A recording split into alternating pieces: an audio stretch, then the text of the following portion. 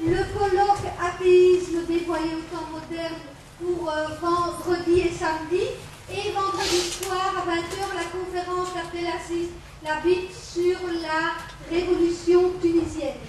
Alors, ceux parmi vous qui viennent depuis quelques années ont déjà entendu Baudouin de Charneux. Il est philosophe et historien de religion, professeur à l'ULB et également directeur du Centre interdisciplinaire d'études de religion et de la laïcité.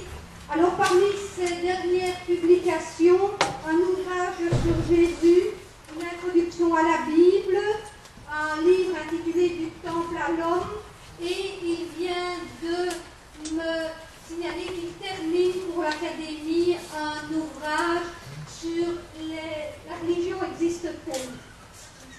C'est bien ça. Donc on est vraiment dans le sujet, d'autant qu'il connaît tout particulièrement cette première période chrétienne. Je lui cède immédiatement la parole. Merci beaucoup. Est-ce que vous m'entendez? On va essayer. Et maintenant, c'est mieux? Oui. Bien. Donc, je vais essayer vraiment de ne pas être trop long, parce que vous savez que quand on donne la parole à un philosophe, on s'expose au risque de ne jamais la retrouver. Et de toute façon, si on la retrouve, elle ne ressemble plus à celle qu'on lui avait donnée. Alors, d'autre part, je ne suis plus directeur du Centre d'études de religion de la laïcité. Quand même, nul ne peut nuire à la structure plus de 6 ans suivant. Et donc, Mme Morelli m'a succédé.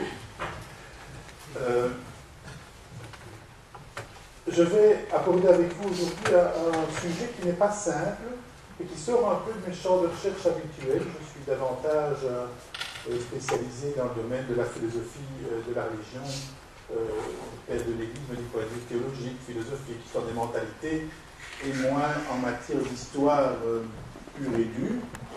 Ce que la donation Constantin, la donation Constantini, invite à travailler, parce qu'enfin, le texte en soi n'est pas véritablement un texte ayant une haute portée théologique ou philosophique. Par contre, ce qu'on en a fait, là, c'est une autre aventure. Alors, de quoi s'agit-il? Parce que, bon, directement, essayer de définir l'objet de cet exposé, et en même temps, après ça, j'essaierai de vous montrer comment a-t-on pu en arriver là. Qu'est-ce qui s'est passé après?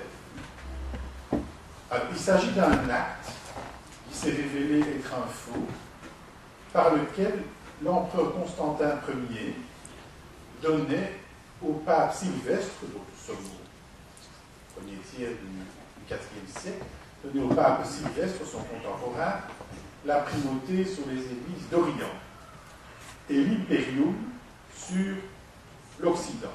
Tous les mots sont importants. Primauté sur les églises d'Orient et impérium sur l'église d'Occident. La démonstration du caractère apocryphe de cet écrit, apocryphe entendu ici dans le sens d'un faux, a été faite par l'historien et humaniste Lorenzo Valla en 1440. Lorenzo Valla, qui par ailleurs, en tant que chef de file d'un certain humanisme chrétien, est considéré comme un des fondateurs de la critique textuelle, donc ce qu'on appelle en général l'herméneutique. Encore faut-il dire que Lorenzo Valla, et j'y reviendrai, ne remet pas en question les termes de la donation. Il remet en question l'authenticité du document. Lui-même était d'ailleurs très proche de la papauté romaine à son époque. Alors, bien des motivations et des supercheries,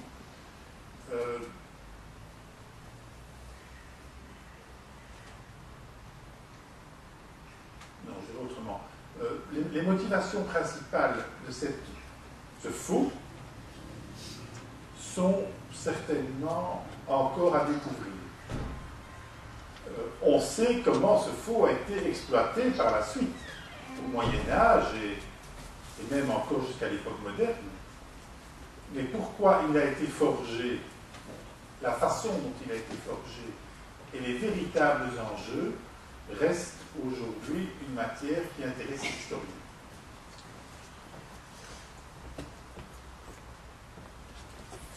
Que peut-on savoir sur l'époque où il a été rédigé, c'est-à-dire l'époque carolingienne? Nous savons que le pape désirait avant tout conserver un territoire que Pépin le Bref lui avait donné après avoir chassé un peuple germain qui l'occupait. Donc il y a un enjeu territorial. Deuxièmement, nous savons que l'exarcat de Ravenne, vous savez, la région de Ravenne avait longtemps été byzantine, c'était un des derniers îlots byzantins au sein de l'Empire romain d'Occident. Donc Ravenne était revendiquée par les Byzantins, qui considéraient être les propriétaires légitimes de ce territoire, et de fait ceux qui ont visité Ravenne voient bien ce que je veux dire, notamment en matière de marqueurs muséal, tout ce qui concerne, je dirais, l'apport à l'histoire de l'art byzantin, dont Ravenne témoigne aujourd'hui en Italie encore. Donc les Byzantins considéraient que c'était un fief qui leur appartenait, mais les Lombards avaient conquis ce territoire par la suite, et grâce à la donation de Constantin, ce fou, le pape du temps pouvait théoriquement conserver ce territoire et faire valoir l'antériorité de la propriété avant les Byzantins. Là, il y a un enjeu qui, de nouveau, est un enjeu territorial. Ça, ce sont des enjeux concrets, tangibles et des intérêts matériels. Il y a certainement des enjeux philosophiques cachés, on y reviendra, mais plus difficile à saisir.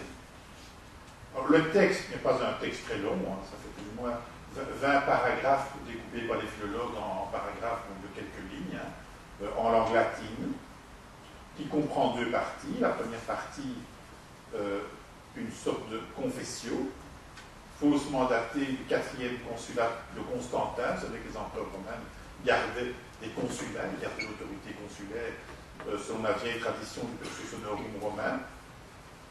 Et la seconde, la donation à proprement parler, est datée du consulat de Fabius Gallicanus, c'est-à-dire en 317. Donc le texte se prévaut d'une antiquité allant de 315 pour sa première partie à 317 pour sa seconde partie. La confessio fait état de la foi transmise à Constantin par le pape Sylvestre. Alors, de quoi s'agit-il? Donc, le pape Sylvestre aurait, par une action miraculeuse, guéri l'empereur Constantin de la lèpre. Ce miracle est narré dans une vie des saints du 5e siècle, touchant dont les actes du pape Sylvestre. Et cette légende dorée, qu'antérieure à Voragine, aurait entraîné que Constantin se serait converti.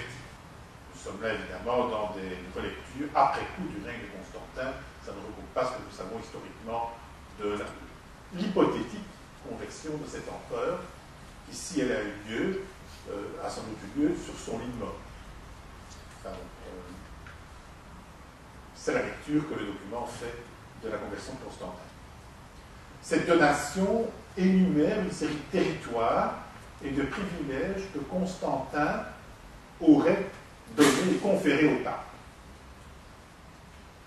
Alors, de quoi s'agit-il? Vous trouverez les énumérations assez classiquement, parce que le document étant assez court, ce sont les points principaux que je reprends ici.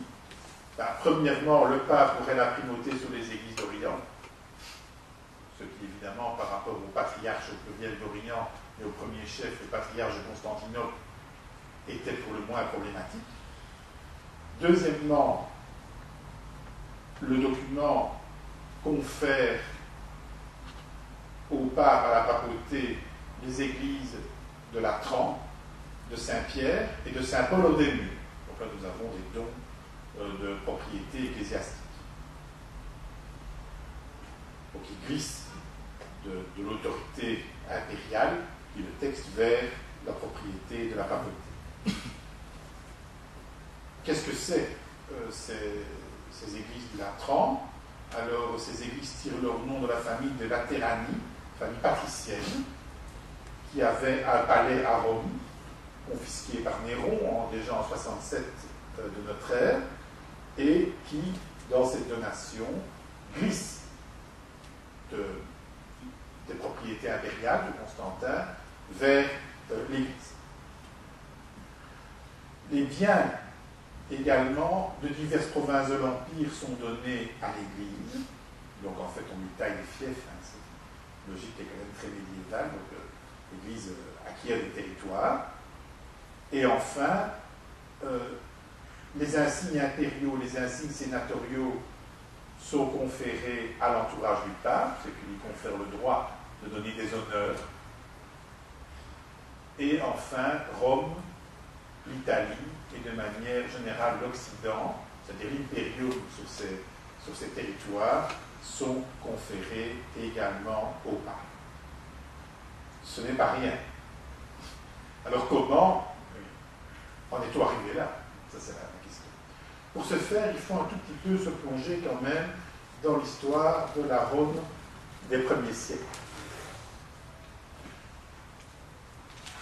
Le texte est assez fin parce qu'il tient compte des catégories de pensée des Romains. Et il est construit quand même dans une logique qui tient compte de la logique religieuse et philosophique des Romains, juridique des Romains, en matière de ce qu'ils appelaient la religion, puisque c'est un concept romain. Alors, à partir du 1er siècle de notre ère, tout doucement, le christianisme part à la conquête du pouvoir.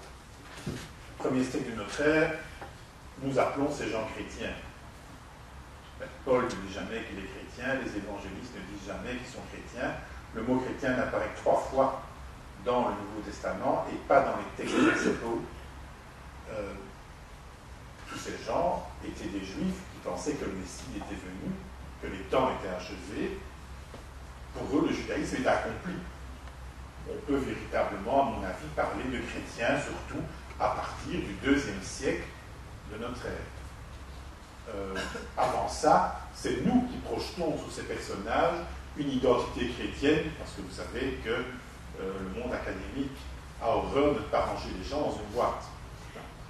C'est confortable, mais d'un autre point de vue, les boîtes déforment les événements. Donc, il y a les deux, il y a à boire et à manger dans cette pratique.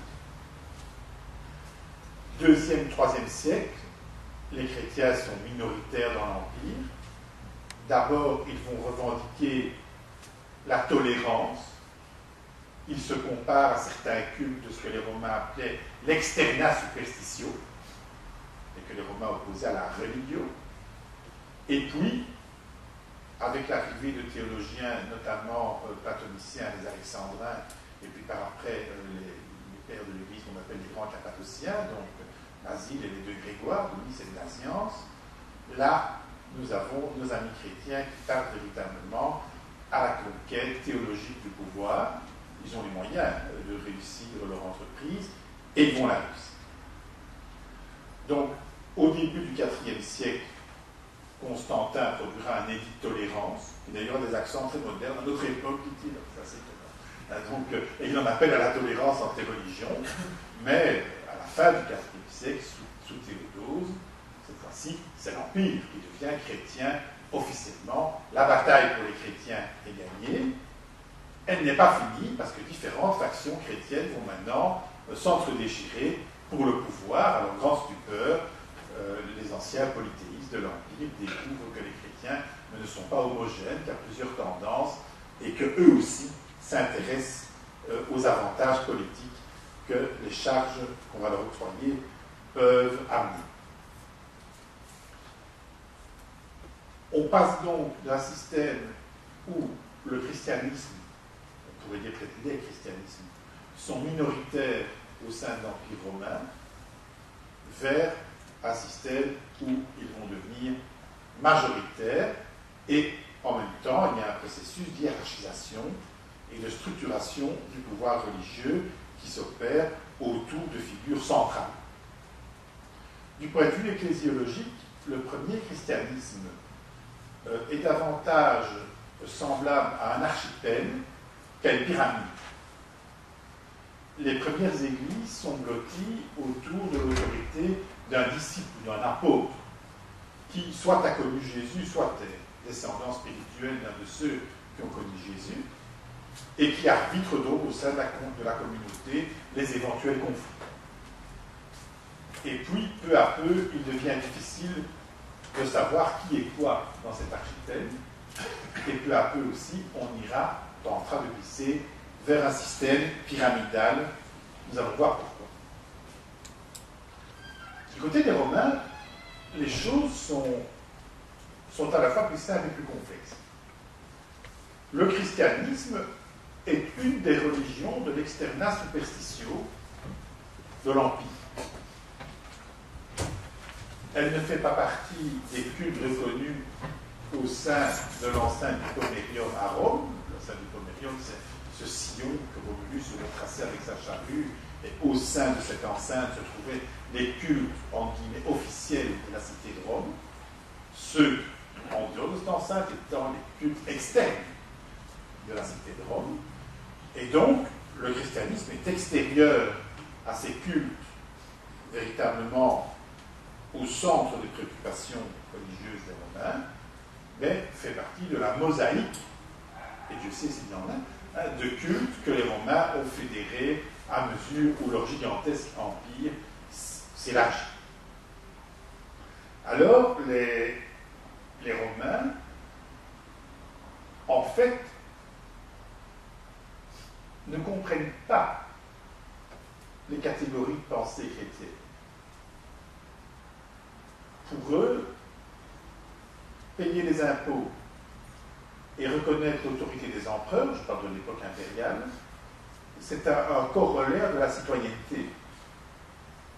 Si vous voulez, pour transposer dans des mots contemporains, ça vaut ce que ça vaut, mais ils utilisent ces mots comme aujourd'hui nous entendons certains politiques dire on ne respecte pas le contrat social.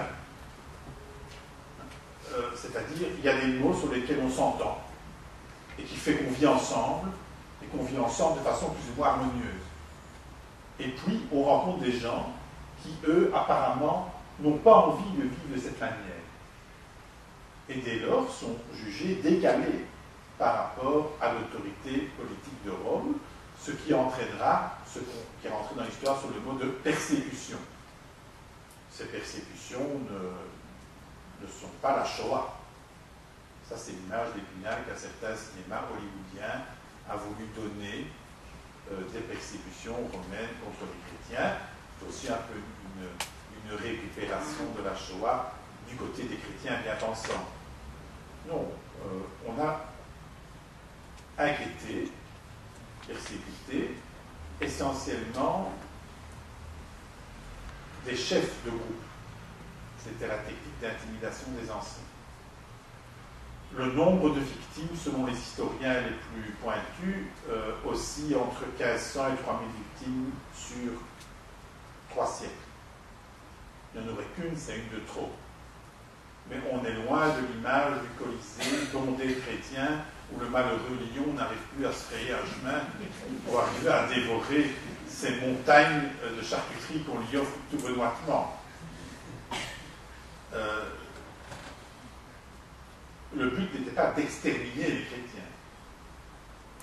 Le but était certainement d'intimider et de faire rentrer dans ce que les Romains croyaient être le rang des communautés qui leur semblaient dissidentes par rapport à l'organisation des cultes qui étaient subsumés sous l'autorité d'un Pontifex Maximus, un grand prêtre de tous les cultes, autorité que l'empereur avait prise pour sa personne à partir du moment où le système impérial se met en place.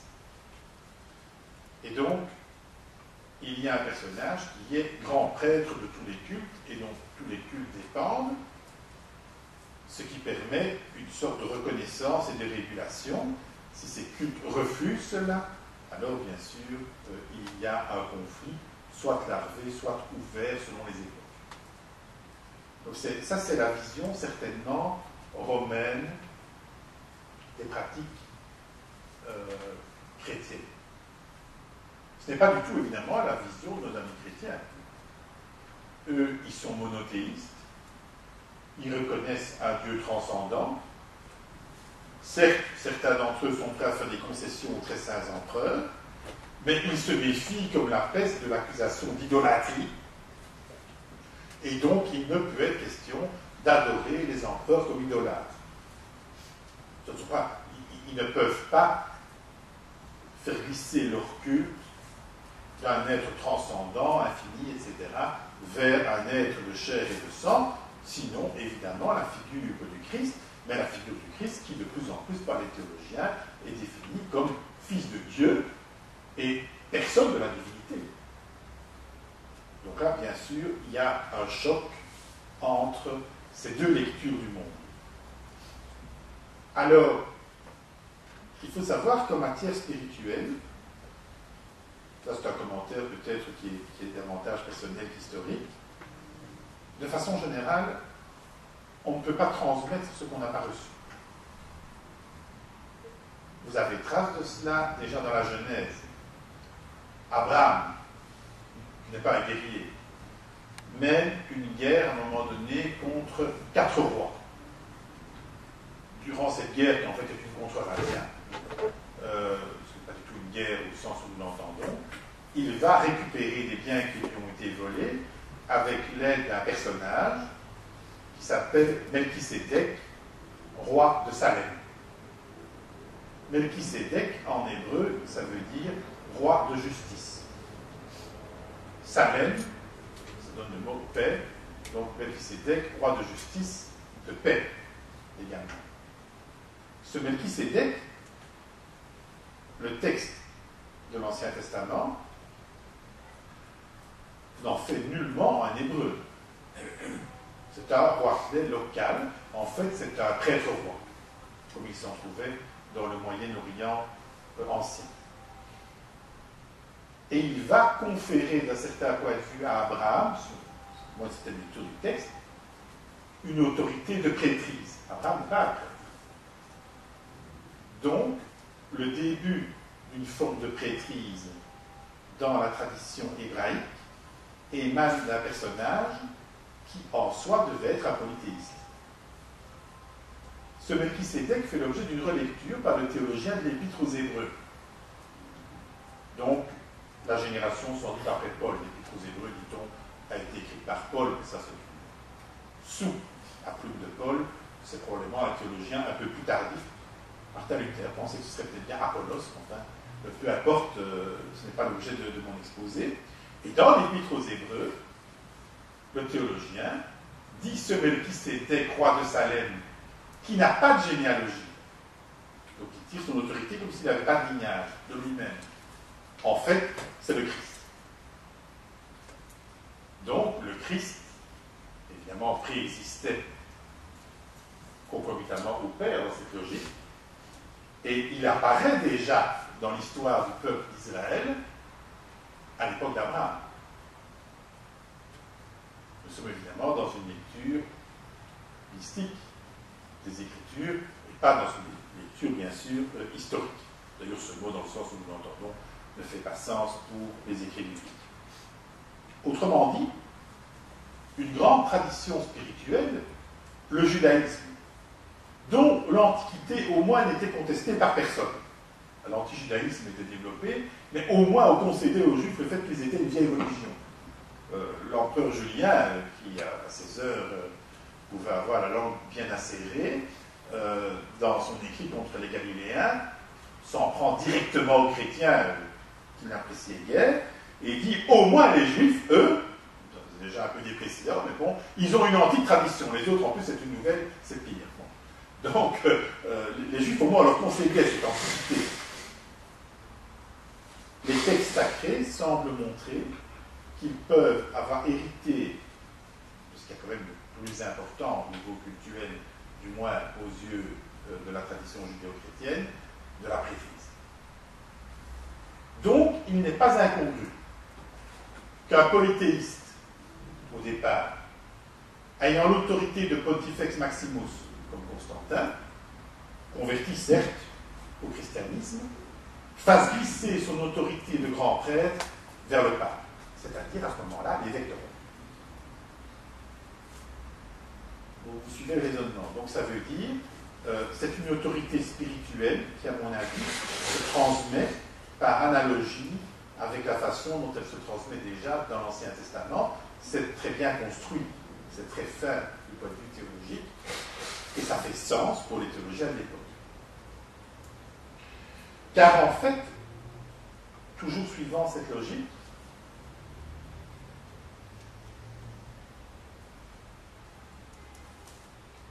historiquement, à un certain moment, l'Empire va éclater, l'Empire d'Orient va subsister au travers de ce que nous appelons l'Empire byzantin, et l'Empire d'Occident, il est par terre.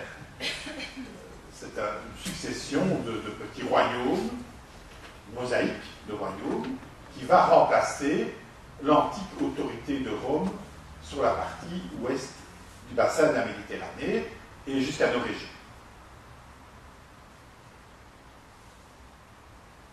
Le pape aurait donc reçu de Constantin, si l'on suit le document, un pouvoir, la potestas, même s'il ne détenait plus l'auctoritas, c'est-à-dire l'autorité au sens pratique. Je peux conserver le pouvoir d'avoir la garde de mes enfants, même si je n'en ai plus l'autorité, par exemple parce que mon conjoint s'est enfui à l'étranger avec eux. Donc il s'agit de maintenir le pouvoir de la papauté dans un monde, du côté occidental, où de facto, elle ne peut plus exercer l'autorité, puisqu'elle a glissé entre les mains d'un ensemble de personnes qu'il est impossible de contrôler, ni intellectuellement, ni militairement. Il est donc absolument impératif, dans l'esprit des théologiens qui vont confectionner ce texte, que la papauté retrouve des territoires. La terre, c'est le pouvoir. C'est la possibilité éventuellement de lever des troupes. C'est la possibilité de lever des impôts directs. C'est la possibilité de retrouver une forme d'autorité, car tout le monde sait que la religion, c'est beaucoup de politique, et qu'en politique, s'il n'y a pas de rapport de force, on est écrasé. C'est ça qui, pratiquement, à mon avis, se passe par rapport à ce document, mais qui donc, comme j'ai essayé de vous le dire, me semble-t-il, est construit très finement du point de vue théologique, beaucoup plus finement que ce qu'on a voulu dire quelquefois. Avant le IXe siècle, nous n'avons pas attestation de la donation. Peut-être que le texte a circulé un peu avant des morceaux du texte, mais nous ne le savons pas. Le texte a été intégré à une série de pseudo-décrétales, parce que ce type de pseudo était assez fréquent, ce n'est pas un cas isolé, qui se répand d'abord en Gaule, et curieusement, plus tardivement à Rome. Ce qui est intéressant, c'est que placer un document sous l'autorité d'un personnage important n'est pas nécessairement perçu dans l'Antiquité comme un faux au sens où nous l'entendons. Si maintenant, ici, je dis, voilà, j'ai un document ici qui a été écrit par Anne Staquet, je vais vous le lire, et que ce n'est pas Anne Staquet qui a écrit ce texte, alors Anne est furieuse sur moi et je risque de gros ennuis. Parce que, en fait, je produis un faux. Ça, c'est une idée contemporaine. Nous avons toute une série de documents datant de l'Antiquité, plus particulièrement des documents bibliques, qui sont mis sous l'autorité d'un personnage important, alors qu'écrit nettement plus tardivement. Bon, ceux qui s'intéressent à l'histoire biblique, je vous renvoie à des textes qu'on appelle intertestamentaires, donc entre les deux testaments, entre l'Ancien Testament et le Nouveau, il y a une rafale de textes qui sont assez connus, le Testament des 12 patriarches, le livre d'Enoch, enfin, etc. On met sous l'autorité de personnages de premier plan, Abraham, Moïse, Joseph, Jacob, Enoch, enfin, des personnages incontestables de l'histoire d'Israël, dont l'Antiquité n'est plus à prouver, des textes qui sont rédigés à une époque très tardive. On n'est pas dans l'esprit de la confection de faux. On est dans l'esprit de s'inscrire dans une longue tradition à laquelle on donne ses lettres de noblesse. C'est très classique dans le fonctionnement des théologiens à l'époque biblique. Ces gens sont entre le théologien et le scribe. Et placer un document sous l'autorité d'un personnage incontestable, ça se fait.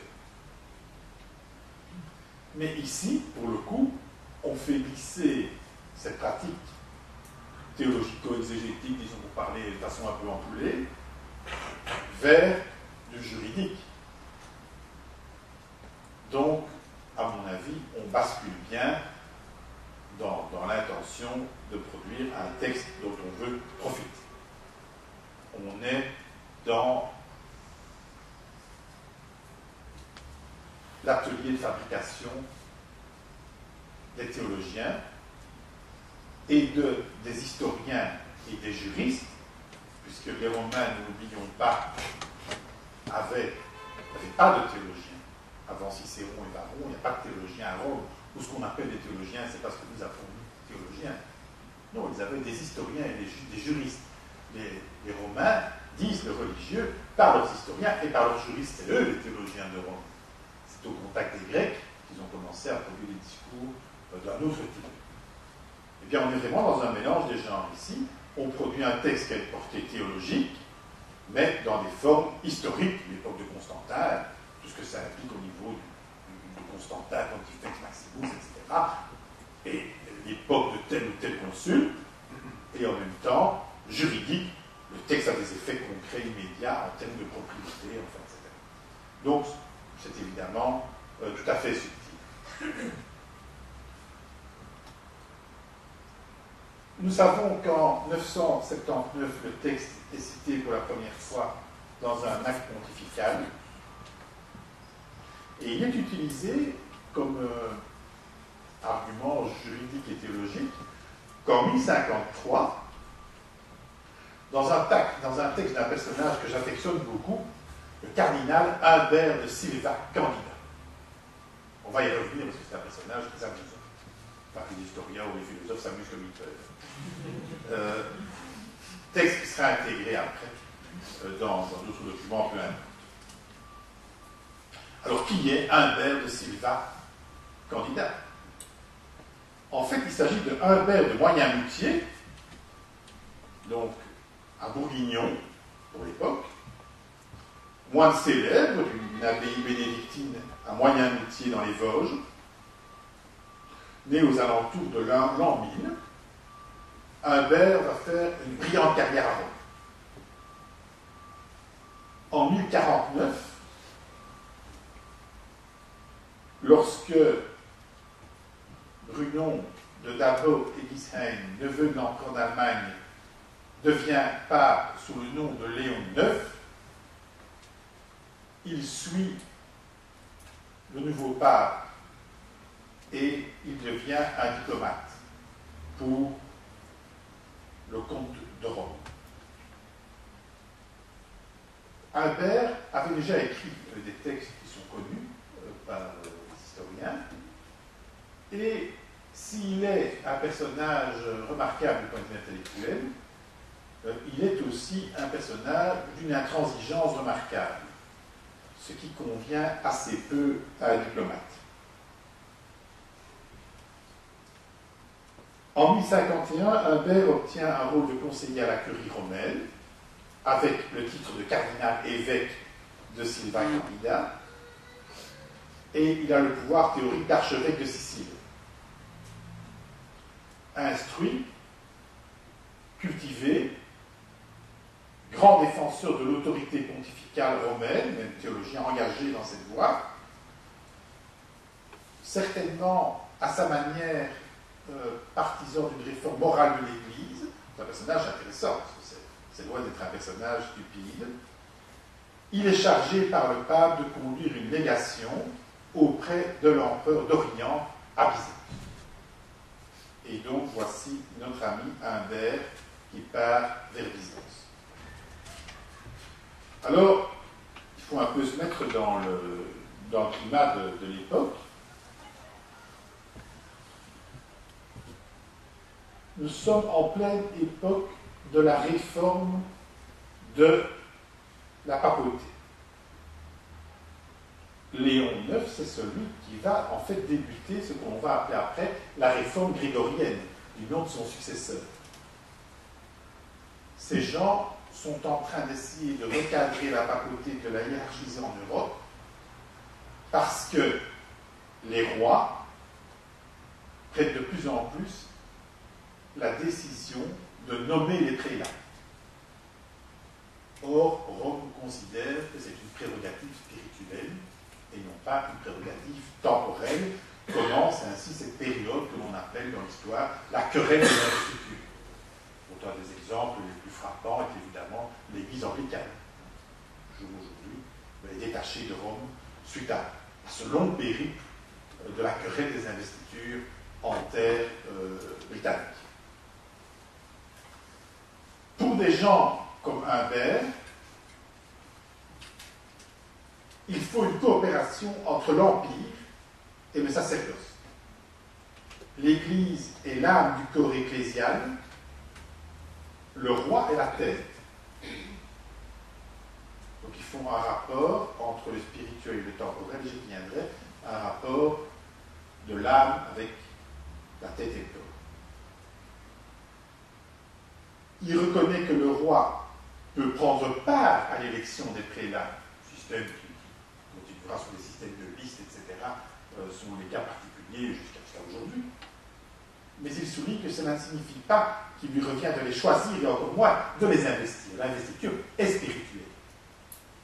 Bob ne demande d'ailleurs pas d'hommes de poigne qui vont affronter les rois. Je pense par exemple à saint Anselme de Canterbury, quand il va affronter le roi d'Angleterre concernant précisément la querelle des investitures. Donc l'Église de plus en plus envoie sur le terrain, pourrait-on dire, des hommes forts qui tentent de résister à l'autorité impériale ou royale pour arriver à ce que ces investitures soient décidées à Rome. C'est donc le début de ce qu'on appelle, comme je vous l'ai dit, la réforme grégorienne. Et c'est une querelle qui, au niveau du Saint-Empire, va durer de 1075 à 1122, mais je vous l'ai dit, dans d'autres régions plus longtemps. À l'époque qui nous préoccupe ici, la situation est loin d'être simple en Occident. Ainsi, Léon IX lui-même sera à un certain moment prisonnier des Normands qui avaient envahi la Sicile. Donc l'autorité et même l'intégrité physique des personnages étaient évidemment parfois directement menacées. Nous ne sommes pas dans un contexte de papauté contemporaine qui reste quand même relativement confortable, même si certains papes comme Jean-Paul II ont failli quand même périr à la suite d'attentats.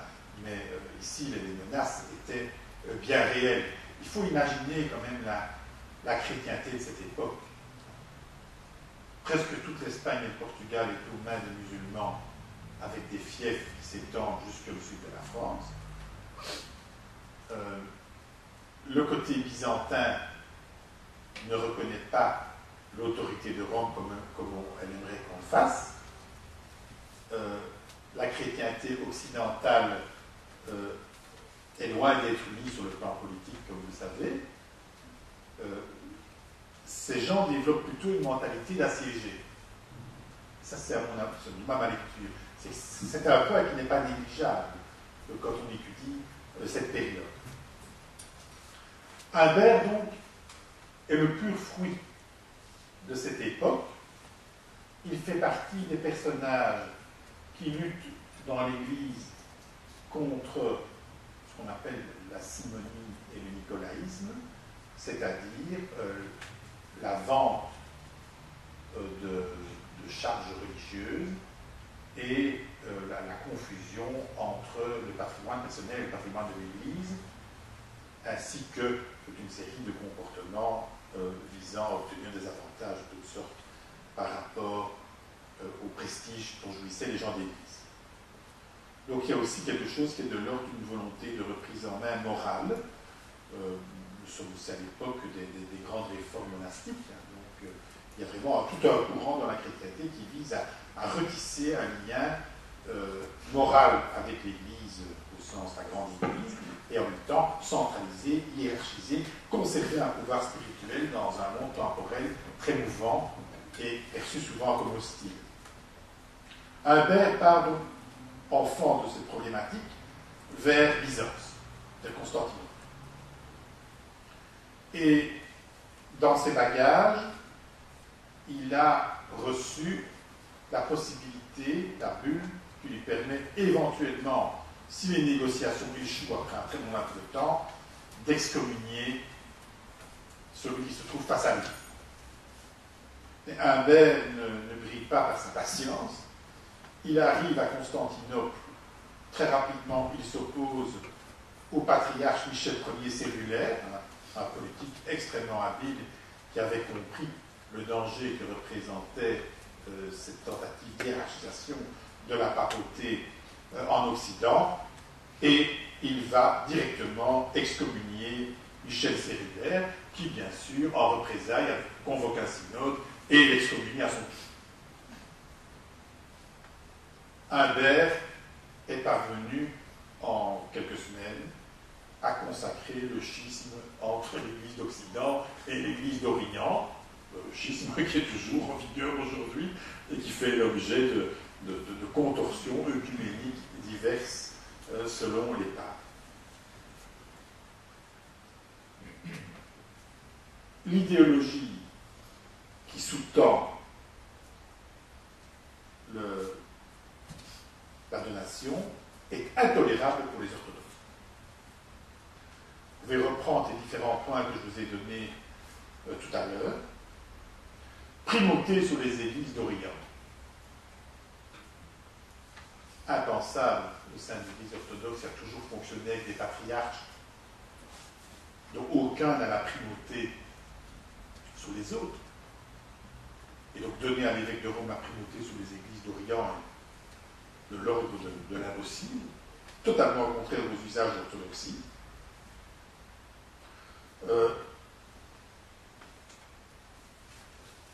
Affirmer que l'évêque de Rome jouirait d'une autorité, même s'il n'a pas le pouvoir, au sein de la juridiction d'autres patriarches, est de l'ordre de l'impossible par rapport à la manière dont l'Église, la grande Église, s'était construite dans les premiers siècles de notre ère. Et donc l'Église d'Orient, qui se pique d'être la plus ancienne, si ce sont la tradition, les Juifs qui ont donné naissance à Jésus, ce sont les Grecs qui l'ont accueilli, c'est du moins comme ça que l'Église d'Orient se disait. Tout le Nouveau Testament est en grec. Les pères de l'Église, majoritairement, furent grecs. C'est du côté oriental que les grands conciles avaient fixé les balises de la foi de la grande Église, son jalissé, enfin, quand tu montrais ça, 325, etc. Il était impensable d'imaginer que l'évêque de Rome s'arroge un pouvoir comme celui-là. On ne pouvait aller qu'au choc, évidemment, lors de la délégation conduite par le cardinal Humbert près de Michel Ier cellulaire. Et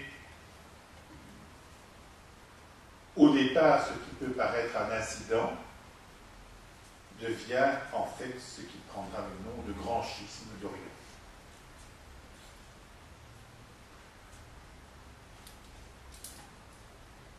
si les prétentions de Rome sont grandes au moment où Humbert brandit pour la première fois la donation de Constantin comme légitimant son entreprise face aux Byzantins, en fait, l'autorité de l'empereur est extrêmement faible du côté occidental.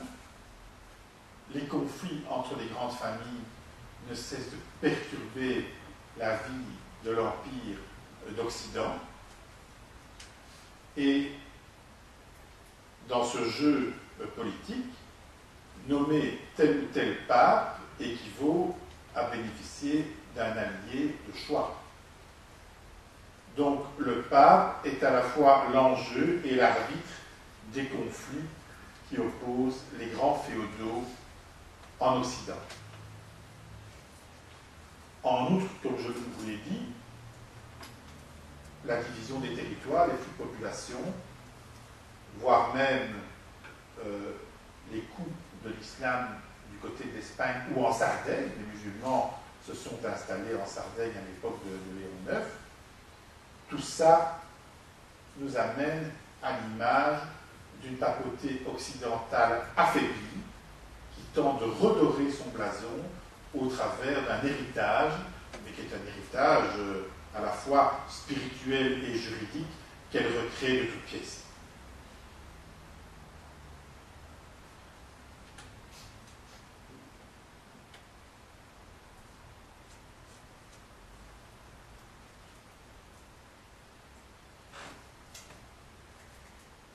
La réforme entamée par Léon IX et son successeur Grégoire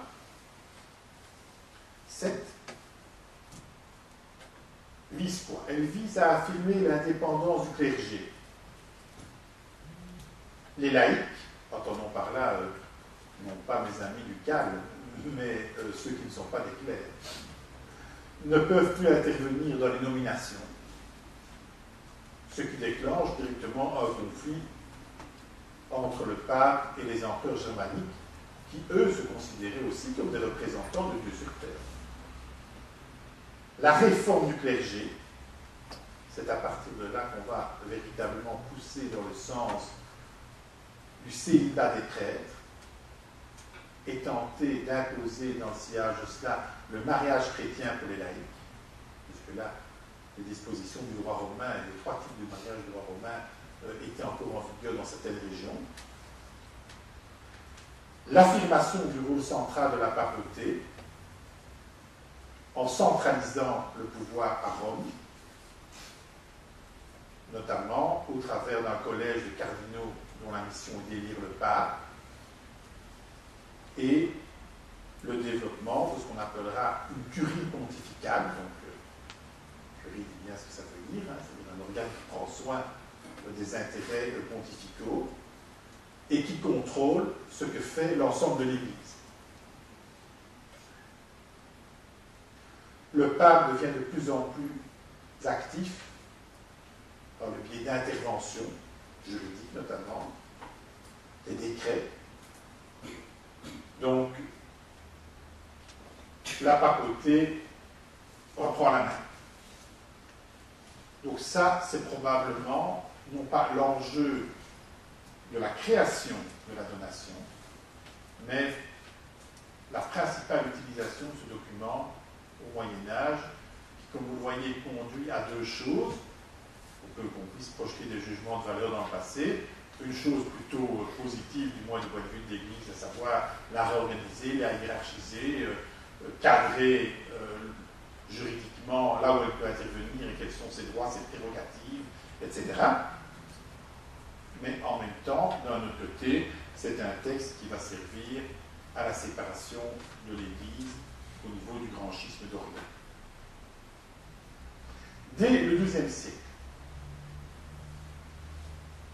certains théologiens émettent des réserves quant à la donation de Constantin. Vous ne serez pas étonné d'apprendre qu'au sein de l'Église orthodoxe, la donation, traduite en grec par le théologien Jean Kynamos, va être critiqué par le même théologien. Ce secrétaire de l'empereur byzantin Manuel Ier Comnène, en effet, fait son travail de juriste. Selon lui, Constantin a donné l'impérium au pape, mais celui-ci l'a donné à Charlemagne. Et Charlemagne, vu du point de vue oriental, est un imposteur. Aussi, pour Kinamos, le pape n'avait pas le droit de se défaire de son pouvoir. Cette thèse va être reprise par d'autres théologiens orthodoxes et va être en quelque sorte la ligne de conduite du côté byzantin dans les siècles qui vont suivre.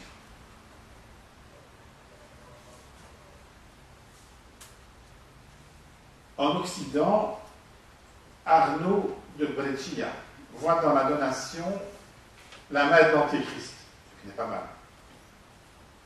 Une idée qu'un certain Martin Luther reprendra par la suite pour attaquer les privilèges de l'Église romaine. Pour ce penseur, seuls les laïcs peuvent posséder des biens. Donc là, il pousse l'Église du côté de la mystique. La donation n'a donc pas de sens en soi, puisque essentiellement, elle fait état de possession ecclésiastique. XIVe siècle, Marcille de Padoue, théologien important,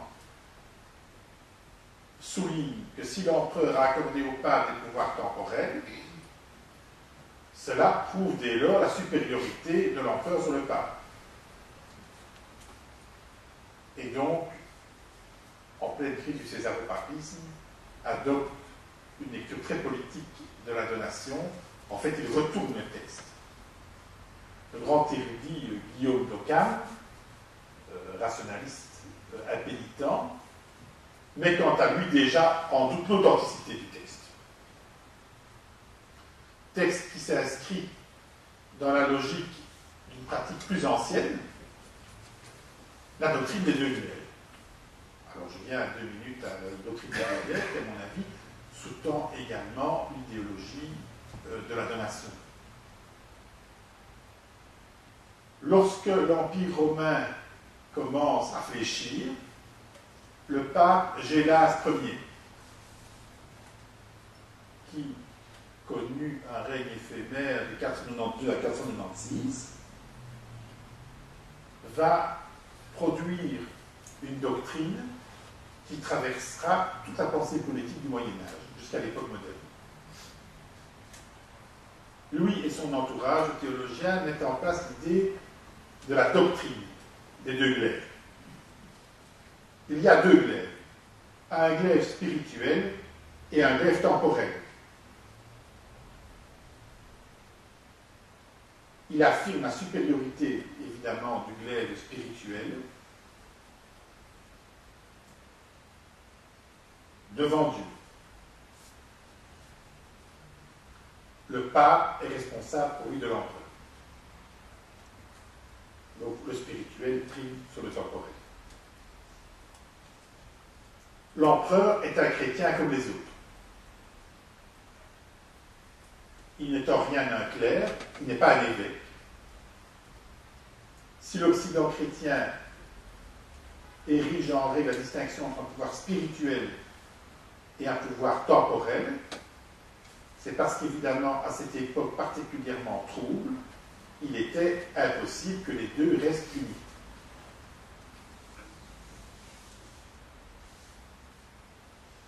Cette idée de la doctrine des deux glaives est très importante, parce qu'elle est le lointain ancêtre de la sécularisation de la société.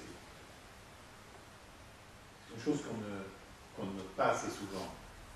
Tout le Moyen-Âge va vivre, Janine Pillet avait écrit un très beau livre là-dessus, les clés du pouvoir du Moyen-Âge, entre ces deux glaives, spirituel et temporel, avec sans cesse l'Église qui rappelle la primauté du spirituel et sans cesse le temporel qui pèse tout son poids pour infléchir le spirituel dans le sens qui lui convient le mieux, parce qu'entre ces deux-là, évidemment, ce sont des amours incestueux. Mais en tout cas, l'idée d'une séparation est faite. Ce qui ne va pas de soi dans d'autres systèmes théocratiques. Donc dès le début du Moyen-Âge, il y avait l'idée d'une séparation entre les pouvoirs, même si, et jamais il va être question évidemment d'une séparation de ces pouvoirs dans une logique que nous appelons nous démocratique. Ça c'est tout à fait différent. Mais en tout cas, l'idée était déjà présente. Les empereurs, les rois, se présenteront souvent comme les protecteurs du spirituel.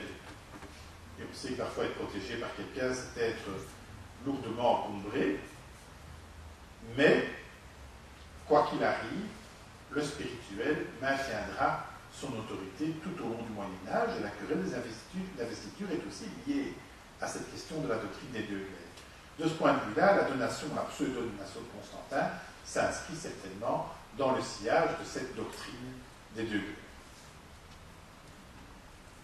Lorenzo Valla, que j'ai déjà cité, l'humaniste, va s'attaquer à ce texte de façon extrêmement fine, en montrant philologiquement et historiquement qu'il s'agit d'un faux. Le document, pour lui, est apocryphe et il situe sa rédaction au 8e siècle. Donc voilà, lance véritablement le mouvement à cet endroit. C'est un précurseur de l'humanisme. Le texte de Valla est édité actuellement en français. Je vais vous donner les références après, c'est très intéressant. Il ne remet pas en cause toutefois le contenu de la donation. Il remet en cause l'authenticité historique de la donation. Dès lors, les protestants, quant à eux, prolongeront le raisonnement de Valla et remettront en question les deux.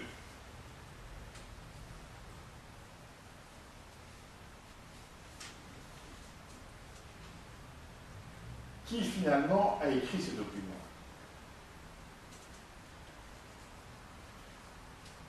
La première publicité que nous en avons, je vous l'ai dit, c'est en Gaule carolingienne.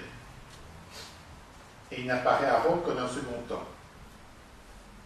Certains historiens plaident donc en faveur d'un faux construit dans l'entourage des Carolingiens.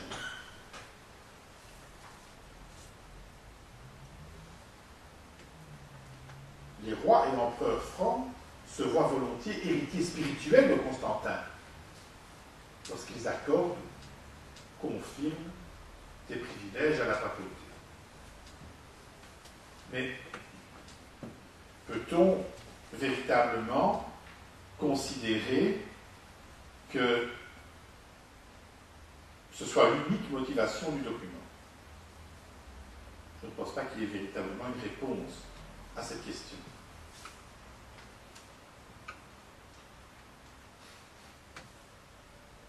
Le ton, le vocabulaire du texte permettent sans doute de recouper la thèse de Valla, 8e siècle de notre ère, bien sûr, un texte qui vient bien à point à Rome, qui commence à ce moment-là à tenter de centraliser son pouvoir et à se placer au-dessus des patriarcats traditionnels de l'Empire, l'ancien Empire romain.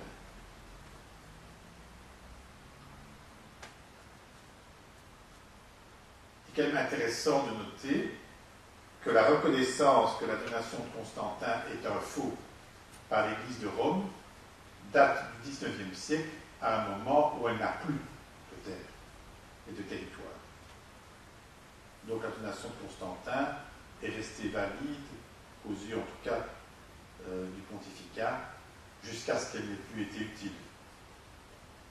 C'est quand même surprenant qu'il a fallu 5 siècles après Valla pour en arriver à une telle conclusion. Tout à fait 4 siècles plus tard que Valla pour en arriver à une telle conclusion. C'est quand même très intéressant et ça montre bien que chacun avait compris l'importance du document du point de vue des intérêts de l'Église. Essentiellement, nous parlons donc, je crois, d'un texte juridique et d'un texte fixant le cadre du pouvoir de l'Église en matière juridique et économique. Je crois que ce qui est intéressant, comme je l'ai dit dans le cadre de ce document, c'est que c'est une vieille pratique des théologiens, mais qui cette fois-ci est transposée dans le champ juridique. Et donc très subtilement, on glisse d'une pratique autorisée sur le plan théologique, placer un document sur l'autorité d'un personnage incontestable, vers une pratique qui est la confection d'un faux, au sens produire un document qui va m'apporter à moi des avantages là maintenant et dans le futur. Donc on est vraiment dans un processus de glissement qui, à mon avis, est très intéressant et qui nous emmène dans un autre monde que le monde de l'Antiquité. Voilà, je vais arrêter à cet endroit et je suis tout prêt à répondre à vos questions, interrogations, objections, en espérant ne pas avoir été trop long par rapport à mon exposé.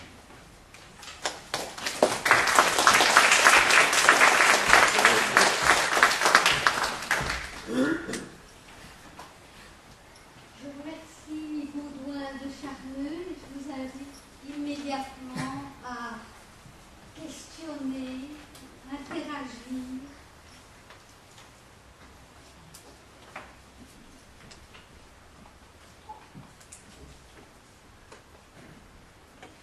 Comment se fait-il que Lorenzo n'a pas eu des ennemis avec l'Église et comment l'Église a réagi après?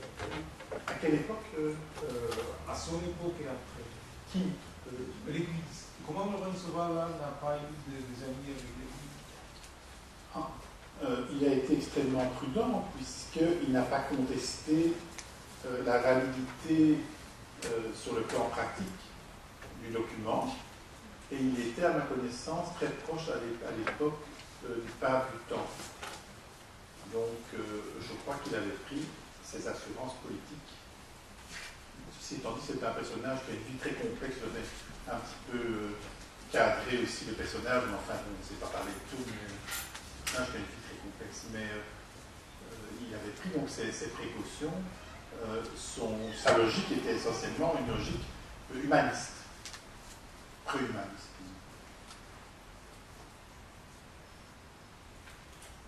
D'autres questions?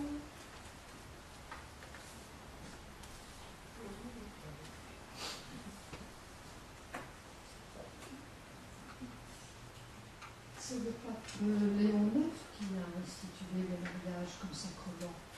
Ou c'est après? Écoutez, c'est une bonne question. Il faut que j'aille vérifier parce que. Mais je pense que ça date en effet de Léon IX. Mais c'était pas. Enfin, oui, ça c'est le moment. Lui ou son successeur. Je pense que ça date de Léon IX. Mais sous réserve, il faut que j'aille vérifier parce que c'est quand même très technique. Au niveau des décisions. C'est le même. Oui, c'est cette époque. C'est cette époque. La question du célibat aussi des prêtres, c'est cette époque. La question de la potestas et l'autoritas, au fond, ça a duré très très longtemps. Hein. Qui détient véritablement l'autoritas?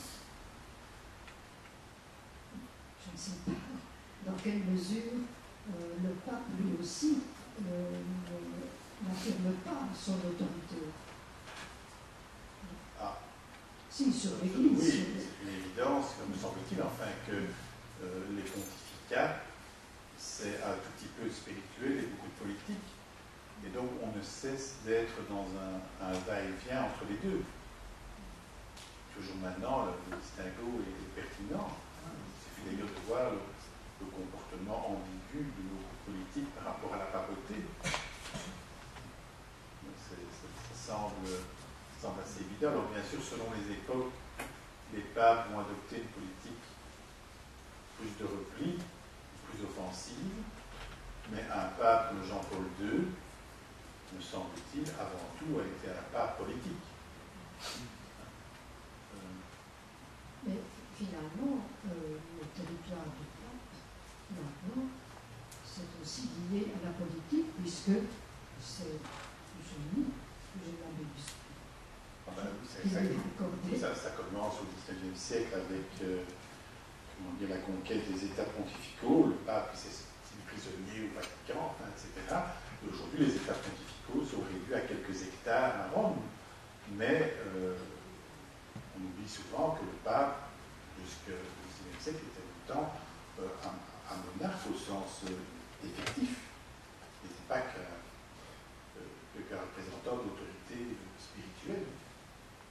Donc il y avait également une autorité temporelle sur cette terre. Comme finalement un empereur sur les territoires qui relèvent de sa maison. Oui, la tiare pontificale impliquait l'idée d'une autorité spirituelle, mais aussi temporelle sur cette terre. Donc là, et c'était indispensable à une époque où le pouvoir, c'était la terre. Il y a eu un glissement, à un moment donné, le pouvoir de la terre a glissé vers l'argent. Aujourd'hui, vous pouvez posséder beaucoup de terre et être ruiné. Et vous pouvez avoir un compte en banque particulièrement développé, qui en fait est fait d'abstraction, et qui vous permet de vous projeter dans l'espace et dans le temps très facilement, même si apparemment vous n'avez pas de pouvoir, en fait vous avez un pouvoir énorme. Donc ça, c'est une conception moderne du rapport à l'économie. Mais dans l'Antiquité, au Moyen-Âge, le véritable pouvoir, c'est la terre. Et donc, il était assez normal que l'évêque de Rome veuille avoir des terres à lui, sans quoi il aurait été réduit quasiment au silence. Et une personne, bien sûr. Si. Professeur, le gouvernement de Charlemagne en licence a eu une incidence Sur quoi? sur la relation. Charlemagne s'est présenté comme un protecteur de l'Église. Et évidemment, vu son autorité, j'imagine bien qu'il avait l'ascendant sur la papauté à ce moment-là. C'est toujours un jeu entre l'autorité romaine et l'autorité des empereurs. Donc un personnage comme Charlemagne, évidemment, avait une autorité indiscutablement, à mon avis, temporelle et spirituelle. Donc il est probable que dès cette époque-là, on ait voulu clarifier les liens entre papauté et empire. C'est le début. Et là, je dirais, moi, en tout cas dans ce que j'ai fait comme petite recherche pour cet exposé, on ne voit pas clairement les raisons pour lesquelles ce document a été produit, s'il a été produit du côté carolingien, a vraiment été produit là. Donc là, il y a quelque chose qui reste, à mon avis, un champ de recherche. Peut-être certains chercheurs ont d'autres indications. Les Byzantins peuvent, à juste titre, se considérer comme les continuateurs de l'Empire romain. Et donc, se targuer éventuellement de détenir les archives, la mémoire de cet empire au cours des siècles. Et quand les ambitions du pape se sont manifestées sous forme de ce document, comment peut-on expliquer qu'il n'y ait pas eu de réponse, de riposte sur ce plan-là, sur le plan simplement de la véracité de ces documents? Et comme question subsidiaire, je vais vous demander que s'est-il exactement passé au moment des croisades, du premier sac de Constantinople par les croisés, qui sont donc en quelque sorte envoyés vers la Terre Sainte par le pape, mais qui ont fait un détour en cours de route et qui se sont empressés de piller la ville. Est-ce qu'à ce moment-là, il y a eu entre guillemets, des règlements de compte, des destructions de documents ou autres qui auraient pu s'expliquer aussi par rapport à la légitimité de ce document? Et enfin, quand les Byzantins tentèrent des reconquêtes sur des zones qui leur avaient été retirées, comment se sont-ils comportés, par exemple, par rapport à des territoires où c'était l'autorité du pape qui jouait? Et que se passait-il lorsque eux parvenaient à récupérer ces territoires par rapport justement à cette communauté ecclésiastique religieuse? Oui. c'est beaucoup de questions, je n'ai pas compétence de tout. Clairement, je n'ai pas joué les spécialistes, je ne suis pas des croisades, mais aux yeux des Byzantins, la mise à sac de Constantinople par les croisés, pour beaucoup, c'est le moment historique qui consacre définitivement le schisme. D'ailleurs, souvent, toujours aujourd'hui, dans les discussions œcuméniques, c'est plutôt cet épisode-là qui est mis en avant que l'excommunication à l'époque de Michel Cérulaire, qui est repassé dans un contexte historique particulier. La contestation de la donation venait déjà des théologiens orthodoxes, comme je l'ai dit, qui avaient traduit et qui n'acceptaient pas une série d'éléments qui s'y trouvaient, d'où la mission d'Humbert, dont le travail était d'expliquer l'importance du document et de tenter de concilier les points de vue. Bon, on peut se mettre, peut-être que je suis très partisan dans mon exposé, c'est possible, mais on peut se mettre quand même dans la peau des orthodoxes qui voyaient débarquer un nouveau document qui semblait conférer à l'évêque de Rome un statut jusqu'alors ignoré dans la chrétienté et qui demandait quelques explications. Donc maintenant, plus subtilement, certains historiens ont montré qu'un des enjeux du débat était les relations entre le patriarche et l'empereur de Constantinople, qui lui a tenté de concilier les points de vue, mais n'y est pas arrivé. Donc il y a là aussi des enjeux internes à l'Empire byzantin, dans lesquels notre ami Humbert est tombé un peu comme un cheveu dans la soupe, pressé qu'il était d'en découdre avec ses homologues grecs. Donc ça, c'est un point. Alors, à ma connaissance, du côté de l'Église byzantine, les choses étaient, j'allais dire plus simples, même si le mot byzantin n'est pas souvent accolé à la simplicité, parce que tout le système demeurait une théocratie et faisait un. Empereur, patriarche, etc., tout ça faisait un. Tandis que du côté occidental, c'était complètement éclaté. Et c'est cet éclatement qui, évidemment, a généré cette absolue nécessité d'hiérarchisation. Ça, je pense que c'est un point important. Alors, point de vue théologique et philosophique, l'Église d'Orient a toujours été très intéressée par le débat théologique. C'est typiquement grec. L'Église d'Occident a toujours été plus obsédée par le juridique. Sans vouloir aussi polémiquer inutilement, mais enfin, de façon générale, quand le pape parle, il nous dit ce qu'on ne peut pas faire. Il y a cette idée très juridique. On est d'accord sur un ensemble de principes qui constituent une dogmatique. On est d'accord sur un ensemble de doctrines, autrement on est dehors. Et il y a une série de choses qu'on ne peut pas faire. Du côté byzantin, le débat théologique et également la dimension mystique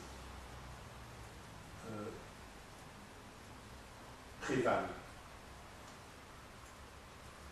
Donc ce qui fait ces deux cultures et deux mondes qui sont à la fois proches par la chrétienté et en même temps assez séparés du point de vue de leur lecture de la chrétienté. Alors, outre les langues, c'est quand même un point qui les sépare très fortement.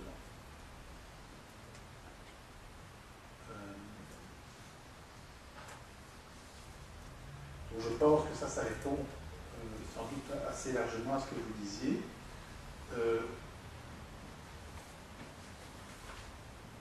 La première église, je disais, est un archipel. Les patriarches sont les successeurs de cette structure-là. C'est assez évident qu'à partir du moment où des communautés se sont fondées, quand des hommes sont ensemble, généralement, le conflit est la norme. C'est dans les chansons qu'on nous raconte que les hommes s'aiment les uns les autres, etc. Mais en fait, ça nous écoutons pour exorciser nos démons. Le conflit est la norme. Donc il faut arbitrer les conflits. Et on allait plus facilement demander à l'évêque de Rome d'arbitrer un conflit qu'à un obscur évêque de province. Ça ne s'est pas toujours passé comme ça, parce qu'il y a eu des personnages exceptionnels dans lesquels on s'est tourné, évidemment. Il suffit de voir l'importance de certains abbés du Moyen-Âge, comme Bernard de Clairvaux, par exemple. Mais globalement, on s'est plutôt tourné vers les personnages qui avaient été élus dans des grandes villes, selon des mécaniques d'élection qui n'ont rien à voir avec ce qui se passe aujourd'hui. Une trace de pape élu par acclamation. Pas une petite communauté finalement urbaine à Rome. Donc l'idée, comment dire, d'une élection faite par des cardinaux, etc., date précisément tout doucement de l'époque que nous avons parlé. Et donc ces personnages ayant une importance décisive au milieu d'un cadre urbain considéré comme important, on se tournait vers eux. Donc peu à peu, ils ont pris une autorité plus grande. D'où l'idée de patriarcat. Ça, c'est l'explication du patriarcat, évidemment, vue au sens fonctionnel et pratique, pas vue au sens hiérarchique sur le plan religieux, en disant j'étais le siège, j'étais l'apôtre, etc. Moi, je ne pas ici. Dans un sens pratique, les patriarcats se sont imposés de cette manière. Mais il n'en reste pas moins qu'au sein des églises dans l'Antiquité, l'image du lieu dont on était issu était très importante. Par exemple, à un moment donné, on a attestation d'une persécution au sein de l'église d'Édesse. Les gens sont massacrés, des prêtres, etc. Bon, il n'y a plus d'évêques et plus de prêtres à Édesse.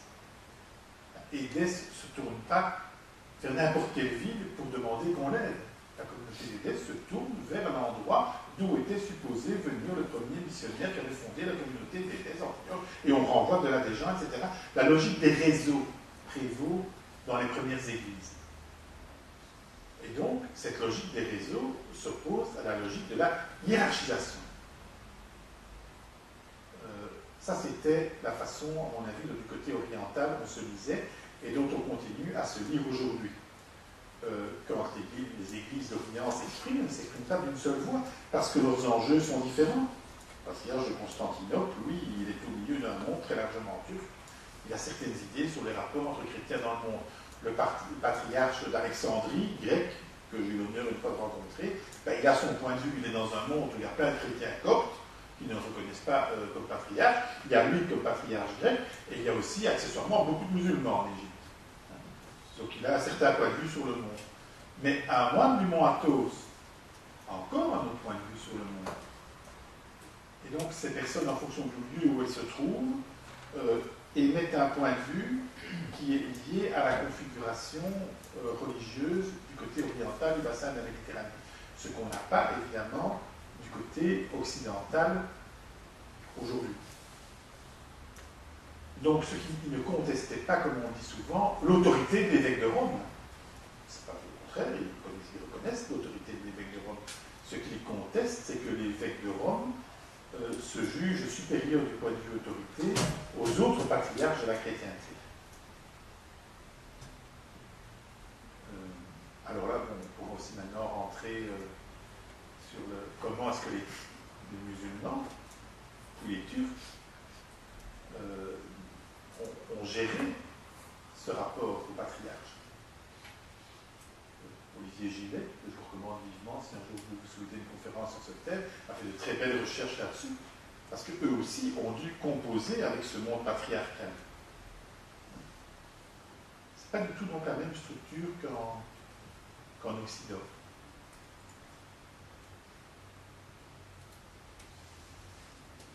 D'autres questions ou commentaires? Dans ce cas, je remercie encore très vivement Baudouin de Charneux de nous avoir donné une idée aussi nuancée de cette période et de tout ce qui tournait autour de cette donation de Constantin. Je vous invite dans 15 jours à venir écouter Jean-Pierre Cavalier qui va nous faire une histoire du mensonge. C'est quelqu'un qui est vraiment une autorité reconnue partout sur cette question, tout à fait. Et pour ceux qui s'intéressent au cycle sur le 19e siècle, lundi prochain, Jacques Dubois viendra nous parler de l'aventure de la presse.